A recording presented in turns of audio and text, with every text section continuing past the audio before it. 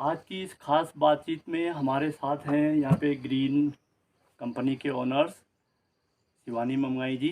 आज उनसे उनके स्वरोज़गार के बारे में कुछ खास बातचीत करेंगे। अपने यूट्यूब चैनल में मैं आप सभी लोगों का हार्दिक अभिनंदन करता हूँ, हार्दिक स्वागत करता हूँ। आज की इस खास बातचीत में हमारे साथ हैं स्वरोज़गार सृजन की ओर प्रमुख, उन्मुख और प्रगतिशील शिवानी मंगाई जी। आज उनसे करेंगे आज के टॉपिक की स्वरोज़गार के बारे में कोई ख़ास बातचीत।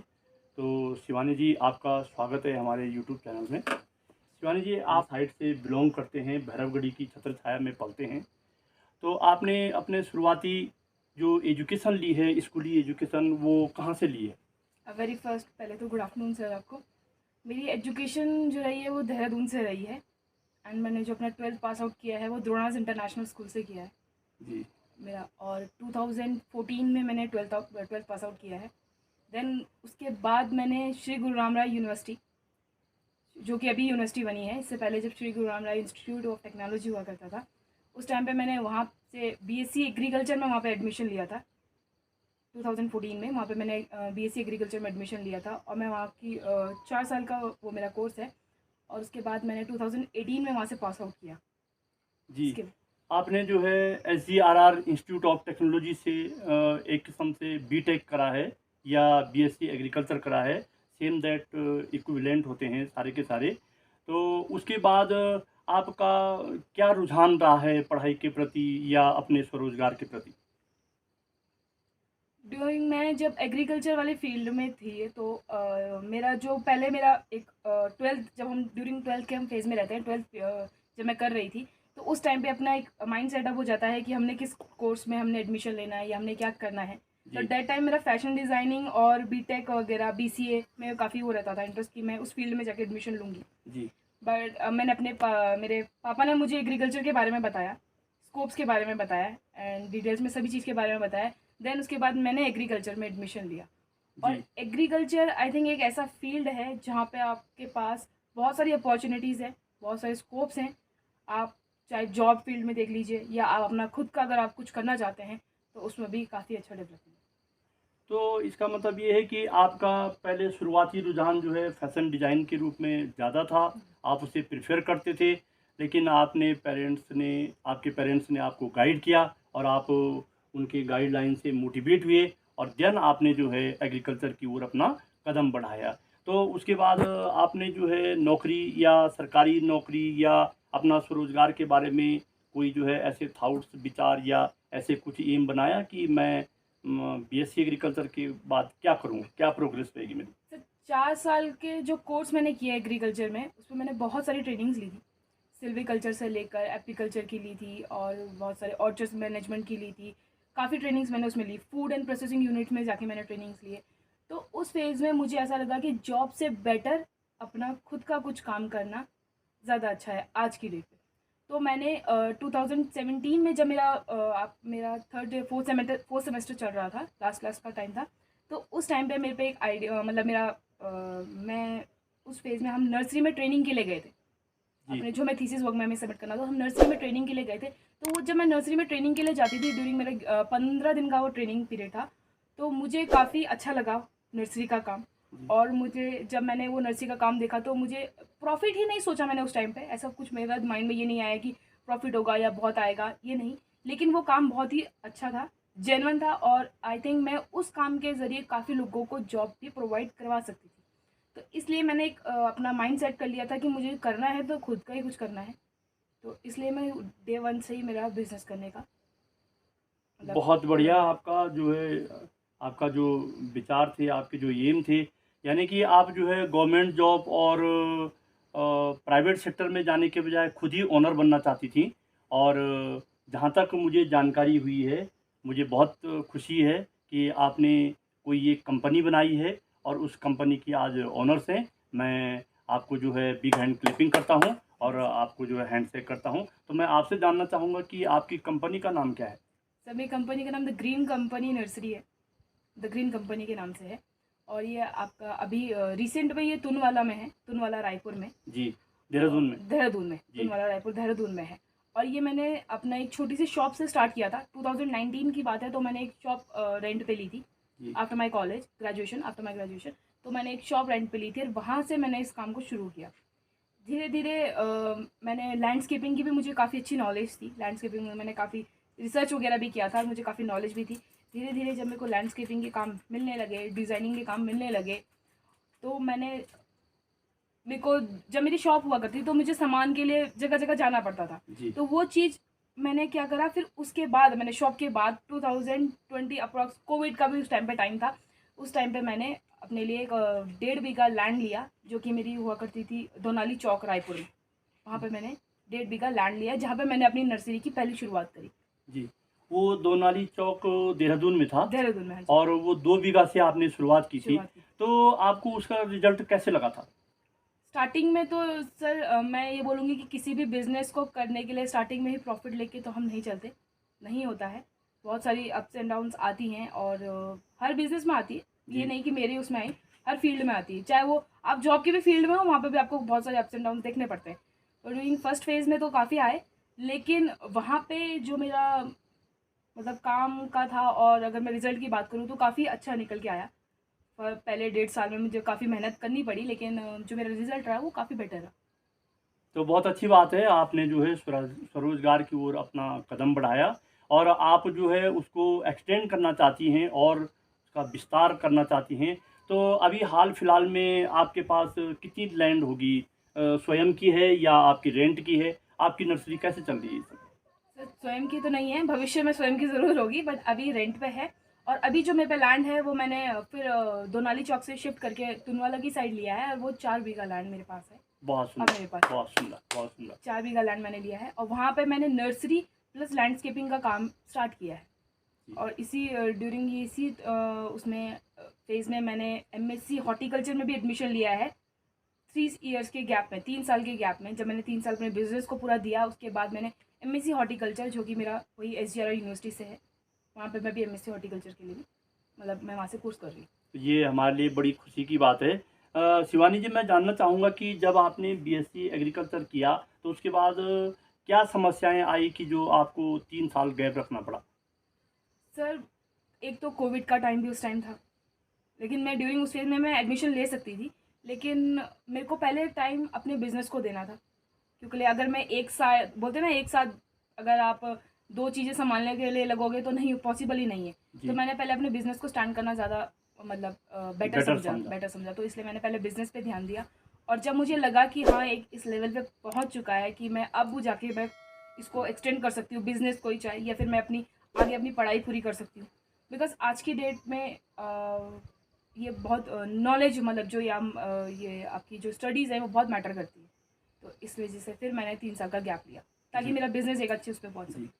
तो मतलब ये मान के चला जाए कि आपको जो है 3 साल के गैप में काफ़ी कुछ एक्सपीरियंस मिला अपनी नर्सरी के बारे में और अपने जो है सेल्फ स्टैंड के बारे में और आपने थोड़ा ग्रो किया, उसके बाद आपने जो है एमएससी करने की सोची। तो मैं जानना चाहूँगा कि आपने एमएससी किस फ़ील्ड से कर रहे हैं? एमएससी से मैं हॉर्टिकल्चर फील्ड से कर रही हूँ, बिकॉज़ इसमें फिर आपके जो भी नर्सरी से रिलेटेड भी काफ़ी सारी चीज़ें आती हैं। लैंडस्केपिंग हो गया, फ्लोरिकल्चर हो गया, बायोटेक्नोलॉजी हो गया, ये सब्जेक्ट्स मेरे पे काफ़ी मेरे को मतलब हेल्प करते हैं मेरी नर्सरी को आगे एक्सटेंड करने के लिए। तो इस वजह से मैंने हॉर्टिकल्चर में एडमिशन लिया। जी। तो आपने जब ये नर्सरी शुरू करी तो क्या आपने ये नर्सरी शुरू करने के लिए, अपना बिज़नेस सेटअप करने के लिए आपने अपनी अर्निंग से करा या जो है फैमिली का बैकग्राउंड था या आपने अदर सोर्स से कुछ इनकम लेने की कोशिश की? कैसे आपने स्टार्टअप किया? सर स्टार्टअप, पहला स्टार्टअप जो मेरा हुआ था, तो उसमें मैं अर्निंग की मैं मतलब मैं अगर उसकी बात करती हूँ फाइनेंशियली सपोर्ट की, तो वो मैंने थ्रू लोन से लिया था। मुख्यमंत्री स्वरोजगार योजना के तहत जाके मैंने लोन लिया था। जी, और सपोर्ट में तो सर सभी थे, ऐसा नहीं है, लेकिन थोड़ा सा फैमिली ने भी सपोर्ट दिया, पापा लोगों ने भी काफ़ी सपोर्ट दिया है। तो उनकी मदद से और अपना थोड़ा सा लोनिंग वगैरह निकाल के मैंने आज मैं इस उस पे हूँ, बहुत स्टेज पे सुंदर, हूँ। बहुत सुंदर। आपने जो है अच्छा प्रयास किया आपने। आगे आपका क्या प्लान है? आगे अपने बिज़नेस को ग्रो करने का या अपने बिज़नेस को एक्सटेंड करने का क्या सोचती हैं आप? सर स्टार्टिंग में मैं बताऊँ आपको, तो मेरा सिर्फ नर्सरी तक ही लिमिट बंधी हुई थी कि मैं मतलब प्लांट्स लेके आ रही हूँ और फिर मैं उसको सेल कर रही हूँ। लेकिन अगर मैं आज की डेट की बात करूँ तो मैं खुद ही ग्रो कर रही हूँ। खुद ही मैं सीज़नल वैराइटीज़ में, सीज़नल्स में भी मैंने अभी अपना वो डाला है काफ़ी, मतलब सीज़नल्स में भी मैं ग्रो कर रही हूँ। तो और साथ ही साथ मेरा जो सबसे बड़ा अभी तक का जो रहे हैं वो मैं मेरे लैंडस्केपिंग के प्रोजेक्ट्स रहे, जो कि मैं आपका धारकोट हो गया, श्रीनगर हो गया, आपका मतलब रायपुर से आगे थानो रोड जिसे बोला जाता है, जी। एयरपोर्ट वाली लाइन, वहाँ पे मैंने काफ़ी प्रोजेक्ट्स किए हैं। वहाँ पे मैंने काफ़ी लैंडस्केपिंग के काम भी किए हैं और मैंने काफ़ी इंटरव्यूज़ वगैरह भी दिए हैं। इवन हंस फाउंडेशन के तहत भी मेरे यहाँ काफ़ी बार मेरे इंटरव्यू लेने के लिए आ चुके हैं और मेरी नर्सरी को प्रमोट करने के लिए आ चुके हैं। ग्रोथ की बात करूँ तो स्टार्टिंग में सिर्फ नर्सरी तक ही लिमिट था, लेकिन अब ये है कि मेरा ऑनलाइन साइट्स भी हैं और मेरे यहाँ पे वर्कर्स भी अब काफ़ी हैं काम करने वाले, और मैं धीरे धीरे इसको ग्रो ही कर रही हूँ। और सिर्फ बिज़नेस को तो हर कोई ग्रो करना ही चाहता है। तो आप इस समय बता सकते हैं कि आपके अंडर में इस समय अपने बिजनेस को ग्रो करने के लिए आपने कितने लोगों को अपने इस स्वरोजगार से जोड़ रखा है? आई मीन कि आपने जो है कितने लोगों को रोजगार दिया हुआ है वर्तमान समय में? सर मेरे यहाँ जो मेरी नर्सरी पे जो काम करते हैं वो तो आपको मालूम होगा कि सीजन्स के तहत आते हैं वो लोग पूरे, मतलब अपने 6-7 लोगों का ग्रुप आता है। और जो परमानेंट है वो मेरे पास 5 लोग हैं अभी, जो इसमें से 3 लोग मेरी नर्सरी में काम करते हैं परमानेंट, और 2 मेरे मेंटेनेंस के लिए जाते हैं, जो कि मंथली मेंटेनेंस जिनकी यहाँ रहती है। वो रिजॉर्ट हो गया और आपके बड़े बड़े फार्म हाउस वगैरह हो गए, वहाँ पे मेंटेनेंस का जो मेरे पास काम रहता है, बाकी लोग वहाँ पे जाते हैं। तो अगर ऑल अराउंड टोटल देखा जाए तो 5 लोग तो परमानेंट है, बाकी जो मेरे सीजन्स के थ्रू आते हैं वो अलग। ये बहुत खुशी की बात है कि आपने स्वयं ऑनरशिप लेकर के आप स्वरोजगार की ओर बढ़े हैं। आपने सरकारी योजनाओं का लाभ लिया है और बहुत सारे लोगों को आपने जो है अपने यहाँ रोज़गार देने की कोशिश की है और इसमें बड़ी खुशी की बात है। आप जैसे माना हम यहाँ पे इस समय बैठे हुए हैं, ये आपकी पैतृक संपत्ति है, तो आप अपनी पैतृक संपत्ति के बारे में आपका क्या व्यू है? आपका नेक्स्ट क्या प्लानिंग होगी अपनी पैतृक संपत्ति को सँभालने के लिए? सर अगर मैं यहाँ की बात करूँ तो जब मेरा नर्सरी का स्टार्टअप हुआ था उसके बाद जब मैं यहाँ पे आई थी, तो मेरे को माइंड में सबसे पहली चीज़ ये आई थी कि वहाँ पे मुझे रेंट पे करना पड़ रहा है और वहाँ पे बहुत सारी चीज़ें हैं। भले यहाँ पे हम इसको विलेज के उसमें देखा जाता है, बोला जाता है कि ट्रांसपोर्टेशन नहीं है, लेकिन अगर हम यहाँ पे कुछ चीज़ शुरुआत कर सके तो काफ़ी हमारे लिए अच्छा रहेगा। और इवन वो हमारे लिए ही नहीं, वो अगर मतलब काफ़ी लोगों के लिए जिनके पास यहाँ पे रोज़गार नहीं, जिनके पास यहाँ पे जॉब नहीं है, जो कुछ करना चाहते हैं, उन लोगों के लिए भी काफ़ी अच्छा रहेगा।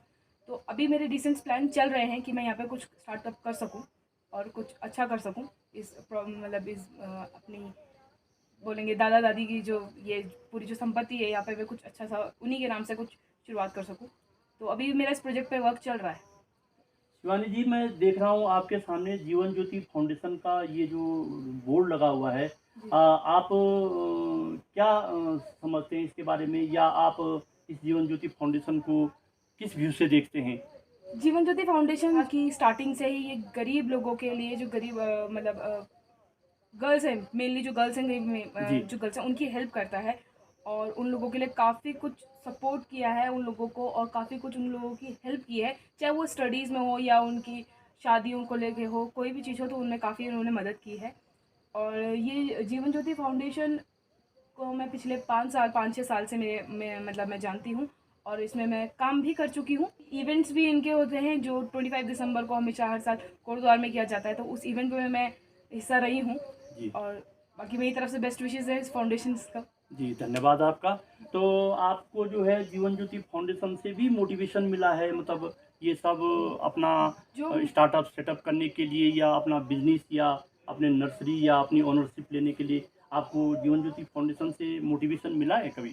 देखिए सर, हम किसी भी अगर इवेंट में जाते हैं और हमको अगर कोई वहाँ पे स्टेज में जाके कोई हमारे काम के बारे में हमें बताता है या हमसे पूछता है, तो हमें एक अंदर से एक बहुत ही अच्छी वो होती है, पॉजिटिव एनर्जी आती है। तो उसी तरीके से फाउंडेशन भी है, जीवन ज्योति फाउंडेशन के जितने भी आज तक प्रोग्राम्स या इवेंट्स हुए हैं वहाँ पे हर बार मेरे को बुलाया गया है और हर बार मेरे लिए वहाँ पे मेरे काम को बताया गया है और मेरे काम के थ्रू मुझे मतलब हर लोगों के तहत मतलब हर लोगों को बताया गया है मेरी नर्सरी के बारे में। तो ये काफ़ी मुझे एक पॉजिटिव एनर्जी आती है उस टाइम पे कि मतलब फाउंडेशन एक तरीके से हेल्प ही कर रहा है कि मेरे को मोटिवेट कर रहा है कि ताकि मैं इस अपने काम को और एक्सटेंड कर सकूं। जी, शिवानी जी, आप जो है अपने यूथ के लिए या गर्ल्स के लिए, मतलब अपने सेल्फ स्टार्टअप के लिए या सेल्फ डिपेंड के लिए क्या कुछ कहना चाहेंगे हमारे यूट्यूब चैनल के माध्यम से? सर मैं यही कहना चाहूँगी कि काम चाहे अपना हो या आप किसी के अंडर भी, अगर आप किसी के अंडर भी अगर आप काम कर रहे हो तो उसको एकदम मतलब आपको ऑनेस्टी के साथ करना चाहिए, ताकि आपको कल की डेट में किसी भी चीज़ में प्रॉब्लम्स ना आए। और अगर आप अपना काम करना चाहते हो तो सबसे पहले ये है कि आप अपने काम को बढ़ाने की ना सोचें, और जो जितना आपने किया है उतने में ही आप उसको बेटर करने की सोचें, कि जो आपके पास आ रहा है। ये नहीं कि हमने आज 1 बीघा ले लिया, कल 2 बीघा ले लिया, 3 में हमने काम स्टार्ट कर लिया, या हमने पूरा सब चीज़ समेट लिया और उसके बाद हमारे पास कोई सोर्स नहीं है, ऐसा नहीं। तो इसलिए हमें जो भी काम करना है वो ऑनेस्टी के साथ करना है, और एकदम पूरे एक प्रॉपर प्लान के साथ हमें चलना पड़ता है कि हमें पहले स्टेज में क्या करना है, दूसरे स्टेज में हमें क्या करना है, देन उसके बाद हमें रिजल्ट का सोचना चाहिए। तो इसलिए प्रॉपर वे में अगर कोई चीज़ हो तो वो तो रिजल्ट आपको अच्छा देके जाएगी जी प्लान के साथ, मतलब प्रॉपर जी प्लान के साथ कोई चीज़ हो तो। जी शिवानी जी, जैसे आजकल मारामारी हो रही है रोजगार के लिए, गवर्नमेंट एम्प्लॉइज़ के लिए, सरकारी नौकरियों के लिए, तो आपका क्या व्यू है? आप क्या कहना चाहेंगे हमारे न्यू जनरेशन को कि वो रोजगार कैसे प्राप्त करें, या गवर्नमेंट रोजगार की तरफ कैसे जाएं, या उनको नहीं मिलता है तो अर्निंग का साधन कैसे करें, या स्टार्टअप अपना कोई बिजनेस करना है वो कैसे करें? इसके बारे में आप क्या कहना चाहेंगे न्यू जनरेशन को? सर सबसे बड़ी चीज़ तो नॉलेज है। अगर आपको किसी चीज़ को या किसी काम को करना आता है, चाहे वो छोटी से छोटी चीज़ भी क्यों ना हो। आजकल मैं देख रही हूँ कि आजकल की यूथ बीटेक चाय वाला, बीटेक पानी पूरी वाला, बहुत सारी चीज़ें हैं। तो उस काम में शर्माना नहीं है। वो काम आपको चाहे काम छोटा हो या बड़ा हो, आप अपने जो भी क्योंकि हम लोगों को इस तरीके से बनाया गया है, इस तरीके से बिल्डअप किया गया है कि हमारे अंदर कोई ना कोई खूबी एक छुपी रहती है, जी जो हमको खुद पता रहती है। तो हमें उस चीज़ को बस बाहर निकालना है और हमें उस चीज़ के ऊपर काम करना चाहिए। ठीक है, अगर आपको किसी फील्ड में बहुत ज़्यादा मतलब बहुत अच्छा पता है तो आप उसको शुरुआत कीजिए, और एक ना एक दिन पहले दिन तो किसी को भी सब प्रॉफिट नहीं होता ना। किसी भी चीज़ को करने के लिए काफ़ी टाइम लगता है, किसी को 6 महीना, किसी को साल भर। तो इसलिए हमें धीरे धीरे उस काम को करना चाहिए जिस काम को हमें अच्छे से आता है। जी। तो यानी कि आपकी बातों से शिवानी जी ऐसा लगता है कि हमें प्रॉफ़िट की ओर कम ध्यान देना है, अपने वर्क की ओर ज़्यादा ध्यान देना है, ताकि हम अपना स्टार्टअप सही ढंग से कर सकें। प्रॉफ़िट जब हम काम निरंतर करते रहेंगे, अपना स्किल डेवलप करेंगे, तो मेरे ख़्याल से प्रॉफ़िट हमें खुद ब खुद मिलना शुरू हो जाएगा। यही शायद आपकी भी सोच होगी, और मैं जो है थैंक्स करता हूँ आपका। आप हमारे यूट्यूब चैनल दास्तान ज़िंदगी में आप आए, आपका स्वागत है, और आपने जो है हमारे लिए ये टाइम निकाला, और हमारे दर्शकों को आपने समय दिया। मैं इसके लिए आपका बहुत बहुत आभार व्यक्त करता हूँ। प्रणाम। Thank you.